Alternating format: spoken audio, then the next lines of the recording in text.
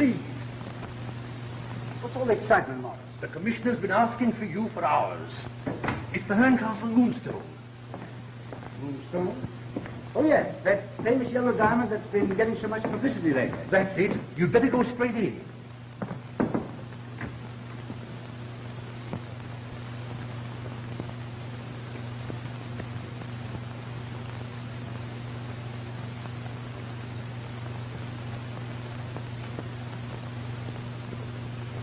Wasn't this diamond supposed to have come from India, sir? Stolen from a sacred idol or something? Yes. I'm not particularly superstitious, but this wretched thing's worth a fortune. And now someone's died and left it to old Vera and his daughter. The papers are full of the story. And by this time, every thief in England knows that Franklin Blake is taking it to her at Verona Manor, 40 miles from nowhere, in the wilds of Yorkshire. It's certainly asking for trouble, and they'll probably get it. I know Sir John Verinder very well. Dreamy old scientist. So busy laboring for humanity's sake that he's let his affairs go to rack and ruin. In fact, he's practically broke. Too busy, I suppose, even to take the ordinary precautions about the Moonstone. Exactly. And that's what worries me. Of course, it isn't the business of Scotland Yard to go about warning people who are foolish enough to make themselves targets for all the thieves in the country. But Sir John's different. He's an old friend of mine. It's a personal matter. I understand, sir. But surely Franklin Blake will take every precaution. He's a very clever young lawyer, sir. Yes, Scott, I know. But I don't want him to take any chances. And that's why I've sent for you. Thank you, sir. Now, you get in your car quietly. Drive up there and have a talk with Blake and Miss Ferringer. Strictly unofficially, of course. I understand. You tell them some of our experiences with these famous jewels that have a way of leaving nothing but disaster in their path. Very good, sir. Is that all, sir? That's all. Good night, Captain. Thank you, sir. Good night, sir.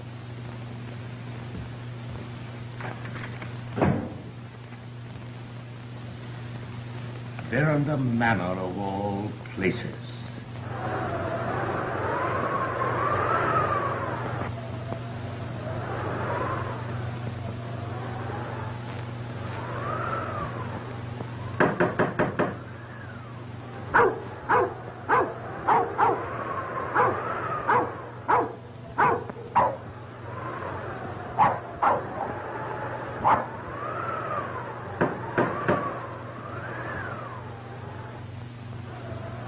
Sir John Verinder, please.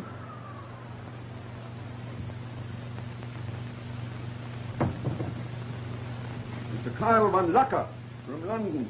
Yes. Yes, I know. Why, Rosanna, what are you doing here? Please. Please, Van Lucker. Don't tell Sir John. The housekeeper. Yes, Sir John is in. Who shall I say is calling?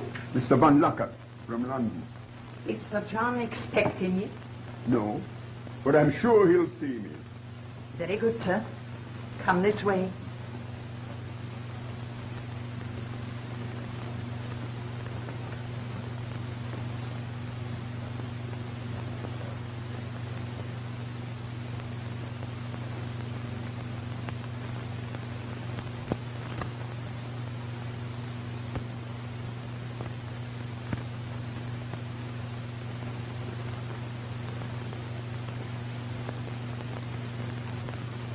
I come here for the money you owe me already, then you ask me for another £1,000?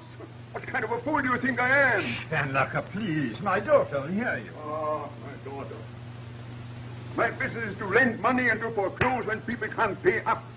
I cannot support your impoverished estate indefinitely. My dear Van Lucker, you can't be serious. Come now, sit down. Let's talk this matter over quietly. Talk this matter over quietly. There's always talk and talk and talk. With me, money talks.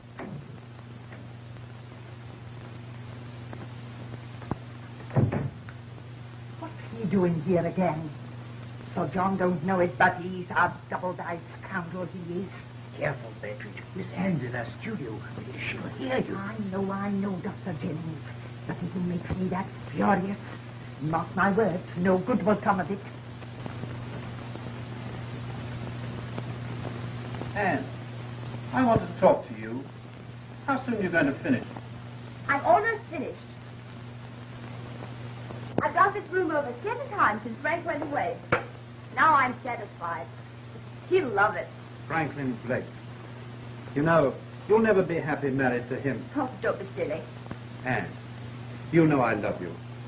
I always will. And Oh, someday... Betteridge, be careful. You smudge my paint barging in like that. Well, I don't think much of it anyhow. Oh, Mr. Godfrey, I never thought as I'd bring up a child with no more sense than to go messing about with paintbrushes and things. You old darling. Betteridge never will grow up to appreciate our modern art. Art, you call it? Ah, it gives me the willies. Be careful now. Heavens, it's getting late. I've got to put these in Frank's room. So, do you mind crawling back into your book, you handsome worm? A worm. Not a very elevating comparison. Don't be an idiot. You're my cousin, aren't you? And a very noble one, too.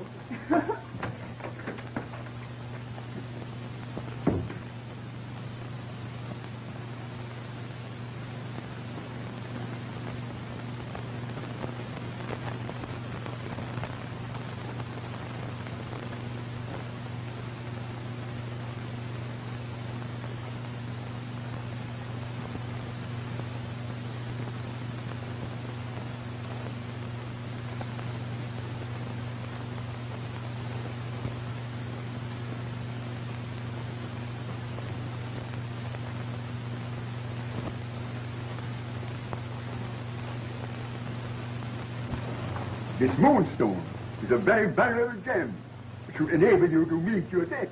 But it belongs to my daughter. Very well. I shall be glad to take it off her hands. In payment for the 5,000 you owe me, and let's say for 3,000 more. But do you assume that I would bargain with my daughter's property? Don't be absurd.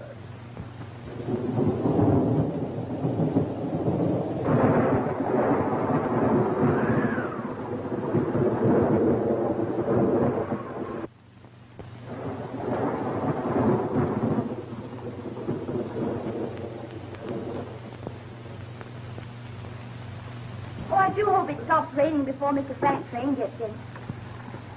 Has Henry left for the station, Rosanna? Yes, it's some time ago. Won't it be good to see Mr. Franklin again? After a whole year. Of course it will. Is it really true, miss, that he's bringing the famous Moonstone? Why, yes. I'll be the envy of every girl in England. It's terribly valuable, isn't it? Mr. Frank writes it's worth at least £30,000. £30,000? Isn't that wonderful?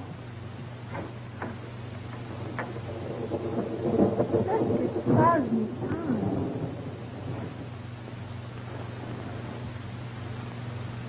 I give you 48 hours to pay up, or out you go. But Van look. That's final. Yeah, but you've given me no reasonable warning, no notice.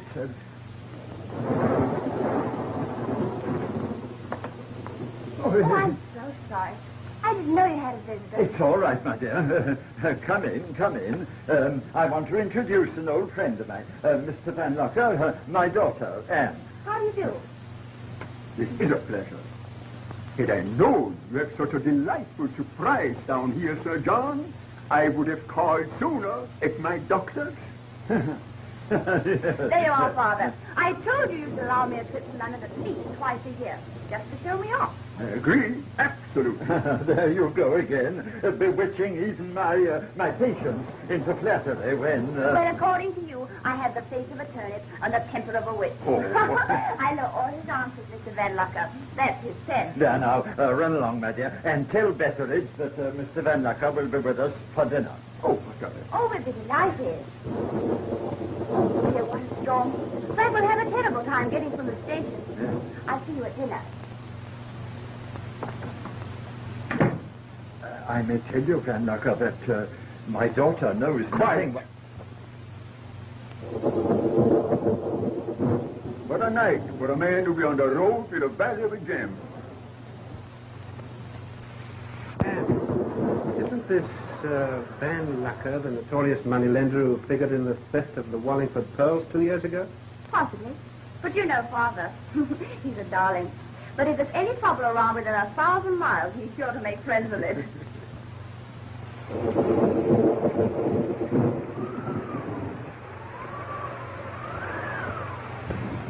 Oh, hello, Pepperidge. How are you? All the better for seeing you, sir. And you, Roseanne, how are you? Fine, thank you, sir. Lord. Frank. Lady must be took to the skin. Oh, no, I'm all right.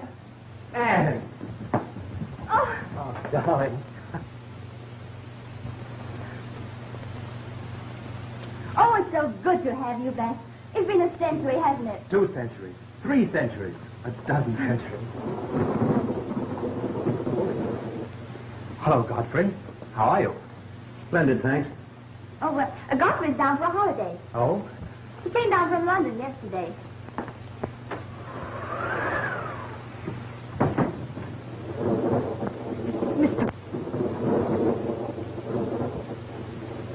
Would Mrs. Betteridge be kind enough to direct me to my master's room?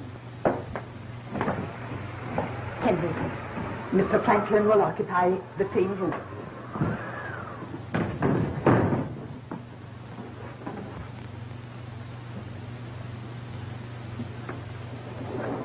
Why, you're nervous, darling. You're not ill, are you? Oh, it's nothing. I'm just worn out trying to sleep with one eye on this thing. There.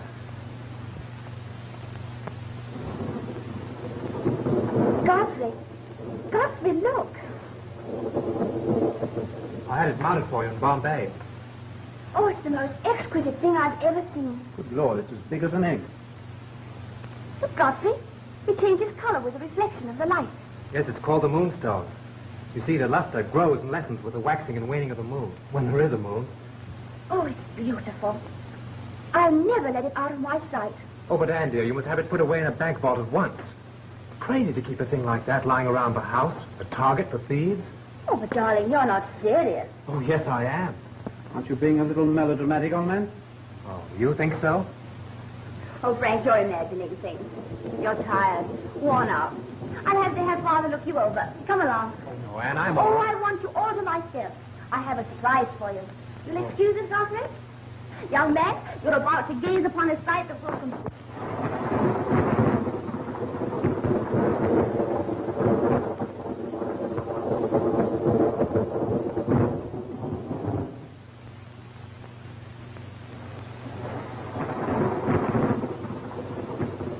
Oh, Godfrey, will you turn on the wireless? Get Paris or Daventry. They have such splendid programs. I'm sorry, but the storm might interfere. One, son. The stone is so beautiful. It almost hypnotizes me. It is beautiful, isn't it? May I? Certainly. The coloring is magnificent. I've never seen such perfection in any stone. Frank said it's perfect. There you are, my dear. Thanks, Godfrey. Oh, what a night to go back to London. Oh, but you can't think of leaving in this storm. We'll be only too delighted to put you up. Oh, if it's not too much of an imposition. Oh, nonsense. Rosetta, we'll put Mr. Van Lucker in the room adjoining Mr. Godfrey's. Yes, miss. I tell you, your nerves are out of order. What you want is fun, a good fun.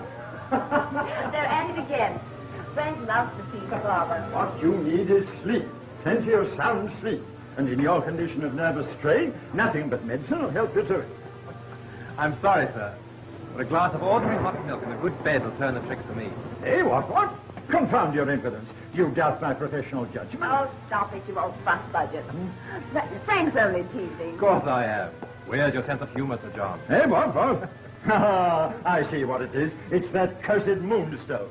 First it gets on this young turnip's nerves because he had to get it in his pocket, and now it gets on Oh, Father, that's absurd. You're all worked up over the silly superstition that misfortune dogs the footsteps of anyone possessing the Moonstone. Why, it's ridiculous. Come on, sit down.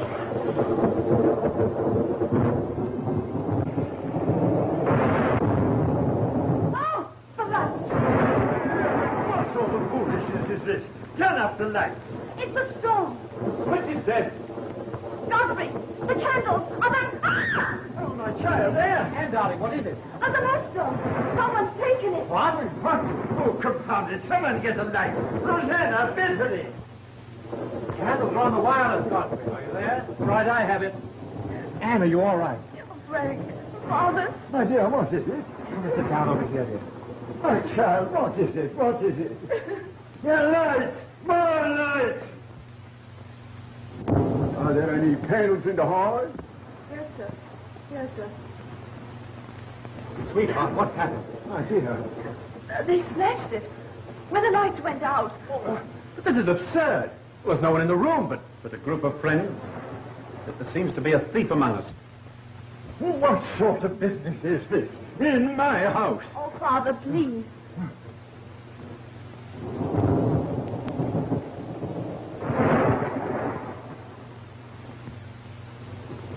Betteridge!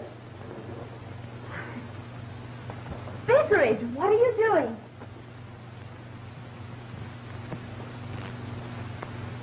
Are you sure there's enough light now, miss, to keep a sharp eye on everyone?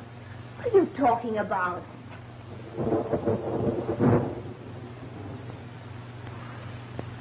The Moonstone. Aye, snapstick.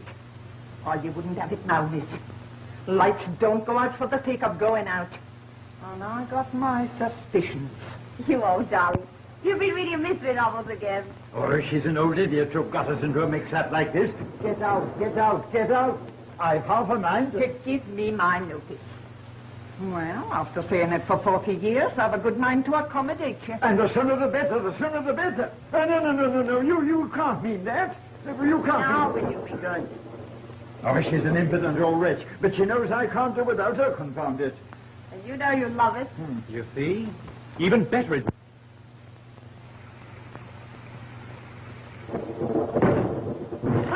Sir John, ma'am, my wife. She's ready. She is in great pain. Sir John can't go out on a night like this. I'll send Dr. Jennings. But Sir John promised my wife. So I did, Sutter, so I did. And not for the world would I let anyone else have the honor of introducing our next blacksmith to Prince. But, Father, you can't go out in this storm. No, what did you come? I come in the baker's cart. That's very good. Wait. It'll be the death of you. I dare say Dr. Jennings knows just as much about helping the stock as you do. Shut up. Ezra. Father, you already have a cold. You really have to go, Sir John. Send me Rosanna. Come along. Can't I go, Sir John? No. Get my bag ready. Betteridge. Mark my words, if you go out... Send me Rosanna. Might as well. Lovely.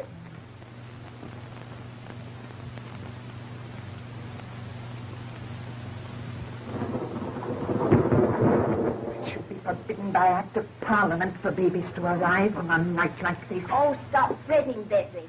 Father promised he wouldn't venture back until the storm cleared.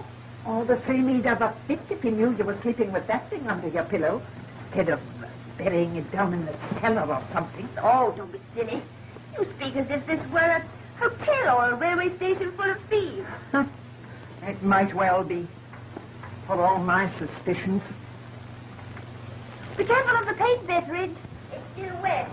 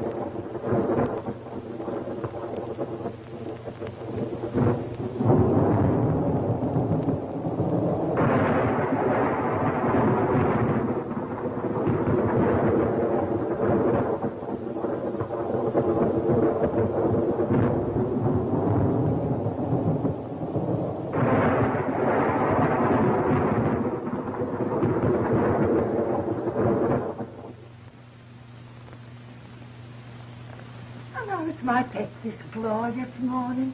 My, it's a treat to see the sunshine. What's the matter, dearie? The Moonstone. It's gone. Yes. It's gone. You mean it's been stolen? Someone took it right from under you? I don't know. Dear, what did it? You look as if you'd seen a ghost. Are you sure it's been stolen? I don't know. Mr. Franklin! Sir John! Mr. Franklin! Mr. Godfrey! Mr. Franklin! What is it? What's happened? Is the house afire? Someone's robbed Miss Anne. They've stolen the Moonstone right from under her head. What? Why, that's impossible. Oh, is it? Sir John!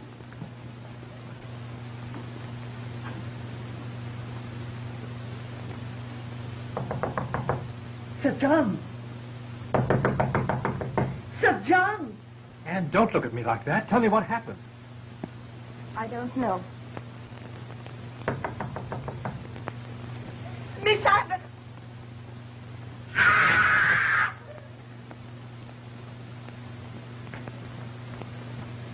Miss Anne! Miss Anne! Dr. Jennings! Lord Beveridge, what is it?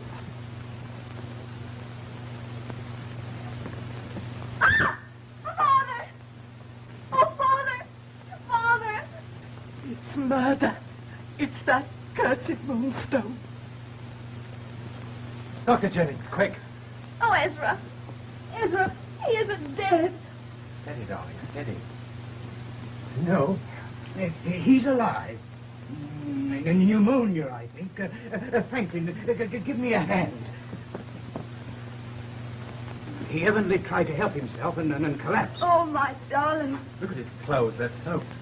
Hot water, Beveridge, and turn the switch on this paralyzer. I can't. The electric current's off. Then boil some. Hurry. And clear the room, please. Clear the room. Anne, darling. Oh, get out. All of you, get out. Anne. Oh, can't you understand plain English? Dr. Jennings said clear the room.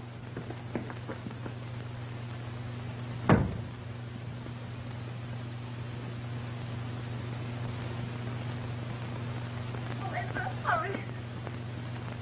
She's hysterical. Well, don't stand there like a stuffed owl. We've got to do something to recover that confounded Moonstone. Yes, I know.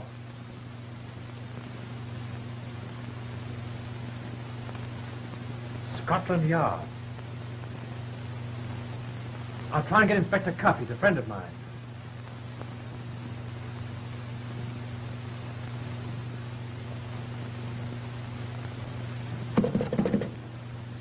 Hello. Hello.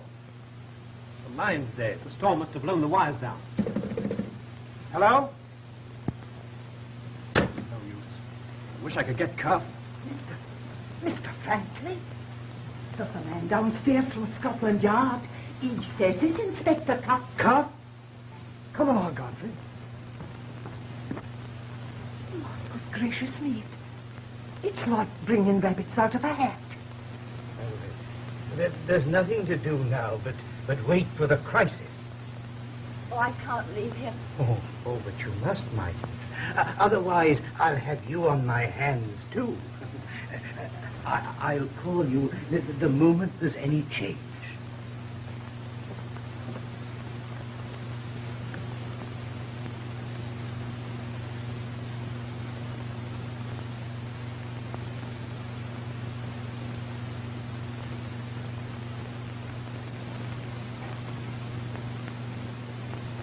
You say the smear was not there last night when you left your mistress? And that the paint was wet? Yes. Mr. Blake, you found all doors and windows securely locked from the inside? Yes, Godfrey and I checked them personally, Inspector. Then I must ask everyone here to submit to an examination of their personal belongings. Would you mean you think you'll find paint on some garment worn by the thief? Precisely. Sir, Do you mean to hint? Oh, we're not hinting anything, Betteridge. We're merely facing facts. The Moonstone's been stolen. We've got to find it. May start with my things, Inspector. Mine too, Inspector. Miss Anne? You are a police officer? Oh, Anne, this is Inspector Cuff from Scotland Yard, Miss Verinder. The inspector's a friend of mine. We appreciate your assistance, Inspector, but I will not permit an inspection of my personal belongings. As you say. Of course, Miss Vernon. But I'd like to ask one question. Do you happen to know anything about this smear of paint on the door? Might you have done it by accident yourself? I know nothing about that. Anne, darling.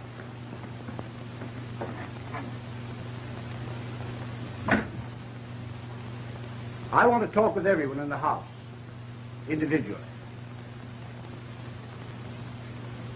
I'll begin with you. Yes. In here, sir? No, down in the drawing room. Yes.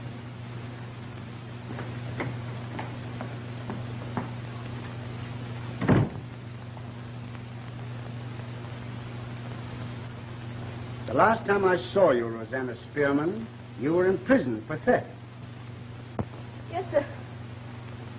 But that was... And the pearls you stole at that time were found afterwards in the possession of Carl Van Lucker, a moneylender, were they not? Yes. But... You're very grateful to your benefactress, Miss Verinder, aren't you? Yes, of course. Even to assisting her in anything she might ask? Yes. Well, that would depend. Has Van Lucker, since coming here, acknowledged that he knows you? No. No, sir. You know what it means to be an accessory to crime? Even though it were proved you were actuated by gratitude. Yes. Oh, yes.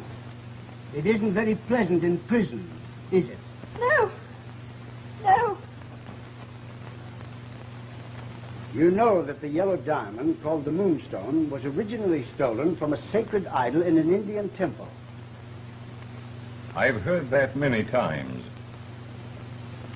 Isn't it a fact, Yandu, that every native of the faith has dedicated himself to restoring the sacred gem to the temple? That has been the tradition for many generations. But it doesn't touch me, sir. Why not? Because I have adopted the Christian faith. But when you entered Mr. Blake's service, you knew he was taking the Moonstone from India, didn't you? Yes, I did. That'll be all.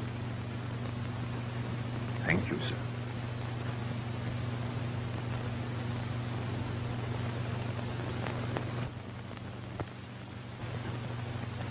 Mr. Blake tells me you're a dealer in rare books.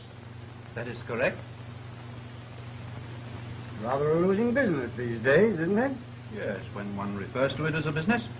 Fortunately, my private income is sufficient to dub it a hobby. During depression. Oh, you have a private income. But surely it must have diminished considerably with those terrific losses you've been suffering lately by gambling. What?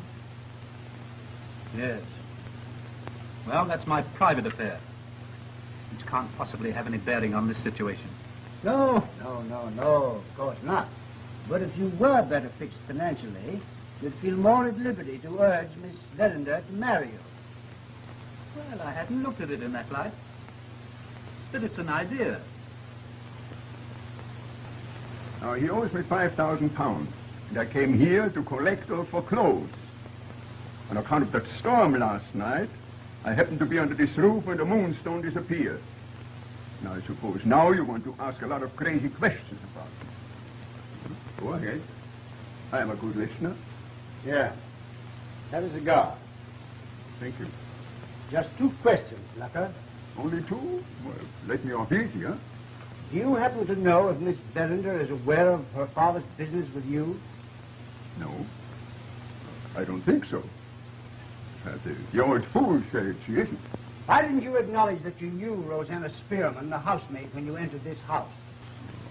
Why should I do anything to make it hard for that poor little kid who wants to go straight? I never knew you to be brimming over with the milk of human kindness, Van Lucker. I imagine there are a lot of things you don't know about me. Is that all? That's all, for now. Thanks. You're welcome. Sir John was called out last night. Yes. What time do you think he'll return? Oh, I should say between midnight and 2 o'clock. Your real name isn't Jennings. It's Crofton, isn't it? How did you discover that? Yeah, it's my business to remember faces. And you were a pretty big man in your profession 20 years ago. Yes, as you probably know, there was a great tragedy in my life. It was only with Sir John's help that I was able to overcome it.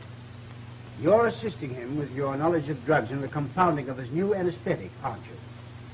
Yes. You know that Sir John is in financial difficulty, and that the value of the Moonstone might help to put him back on his feet. I'm not familiar with the doctor's private affairs. Now, perhaps if you'll excuse me, Inspector, I'd better get back to Sir John. Naturally, your patient comes first, Doctor. But I'll expect to resume this talk later. Yes.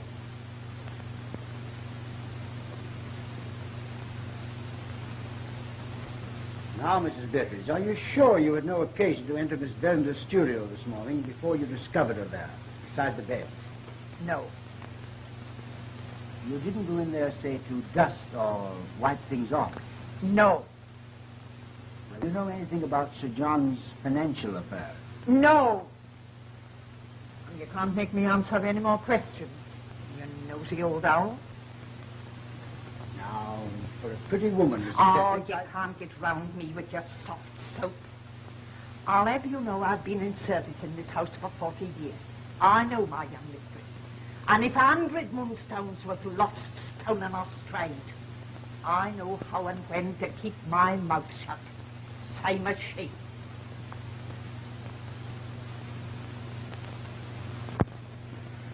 I'm cold. I'm cold. What is it, Doctor? Shh. He's delirious. He's been muttering things I think you should hear. Not a little blacksmith. Oh, that young ass, Franklin. What he wants is sleep. Sleep. Hot milk. I'll give him hot milk. Rosanna. Ginger it up with some RTH. Little signal, little sweet eyes. Rosanna! What's RTH?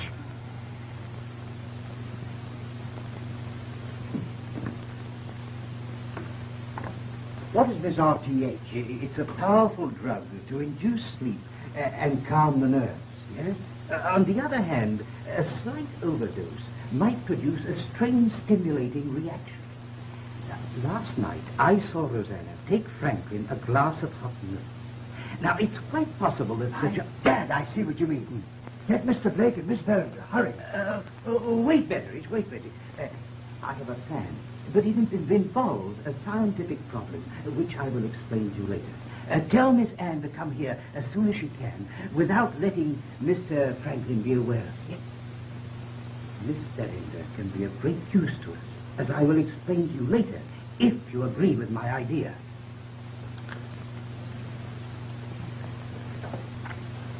And every sensory impression which has once been recognized by the perceptive consciousness is registered, a photograph, so to speak, on the brain, and may be reproduced at some subsequent time, although there may be no consciousness of its existence in the mind during the intermediate period.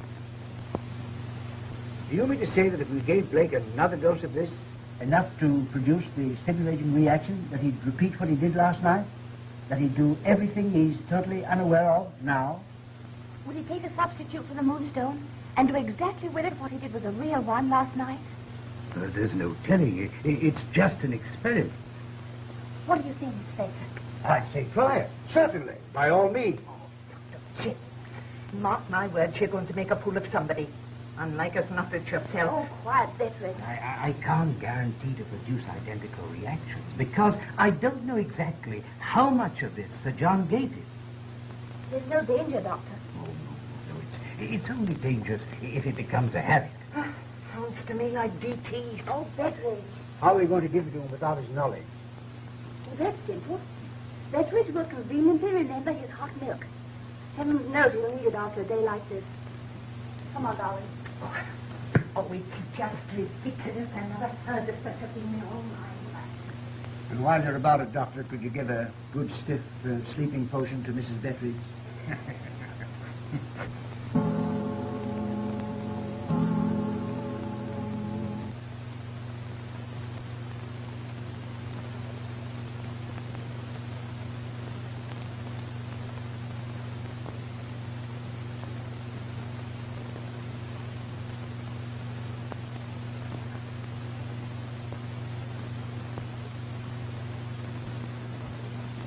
Oh, this necklace will make a perfect substitute for the Moonstone. Well, all we need know is last night's storm to complete this crazy play acting. If you don't behave yourself, I'll send you to your room. All the same if he does walk.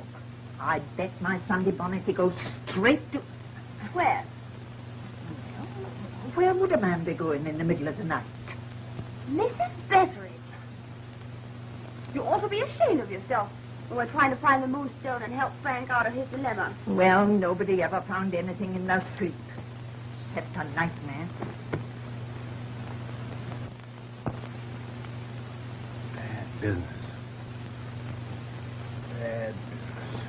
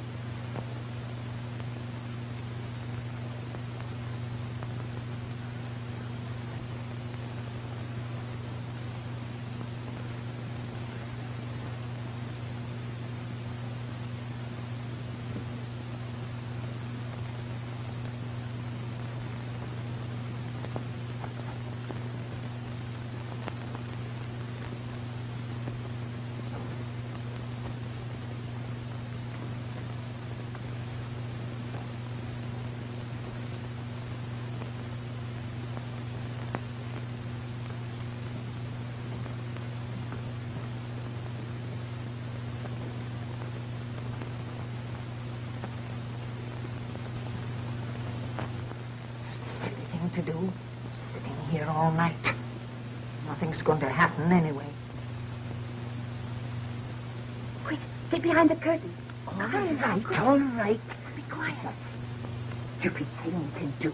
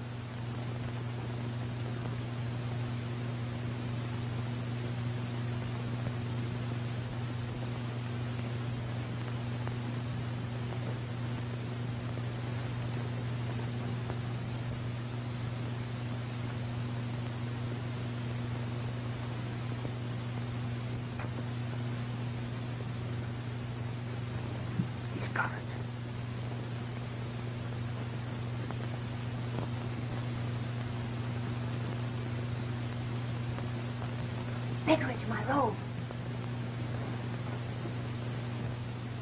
Failing. He'll never lead us to the Moonstone. Maybe he'll snap his toe. That'll keep him awake.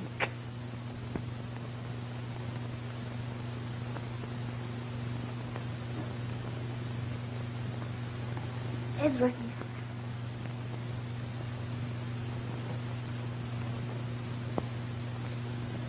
I knew.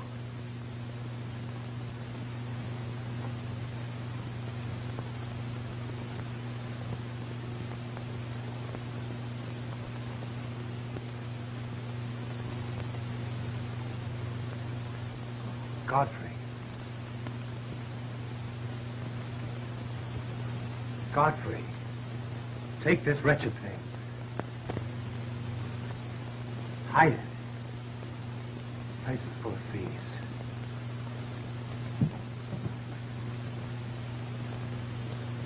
He's gone to sleep. Godfrey.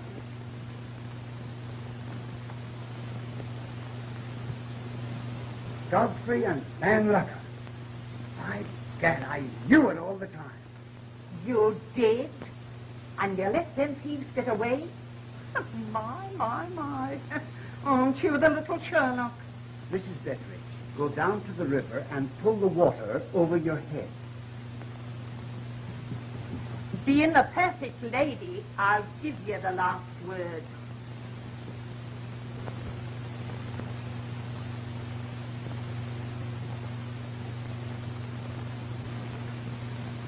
Your reservations for Holland, sir, according to your telegram. Did you wire Amsterdam? Yes, sir. De Groot phoned half an hour ago to say that he could cut the stone immediately. Have you got it, sir? No. Godfrey Edelweiss is bringing it. His train was due half an hour ago. He ought to be here any moment. Speaking of the devil, let him in.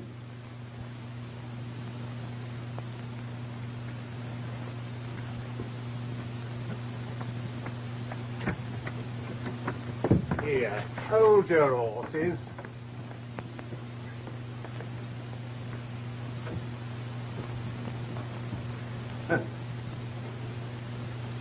Why, Inspector Cuff. You made good time from Yorkshire, didn't you, Van Luck?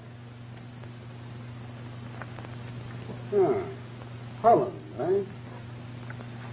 Here, wait a minute. Robin, let Mr. Godfrey Ablewhite in.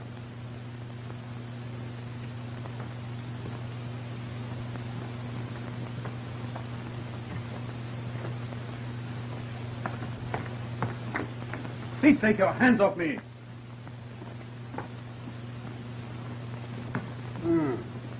15,000 pounds.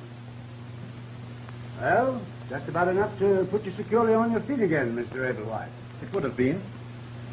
If it hadn't been for Mr. Van Lucker. Oh, listen here, I don't know anything about... Shut up. Come on. Let me have it.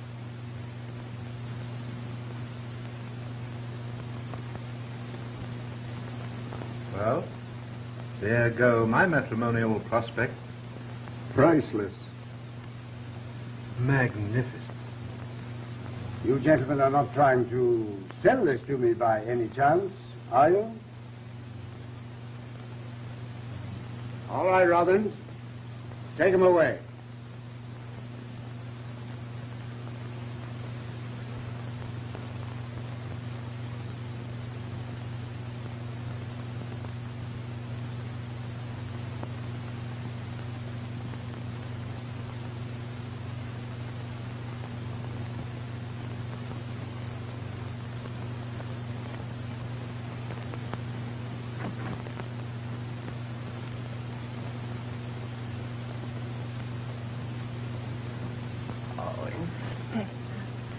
Isn't that grand?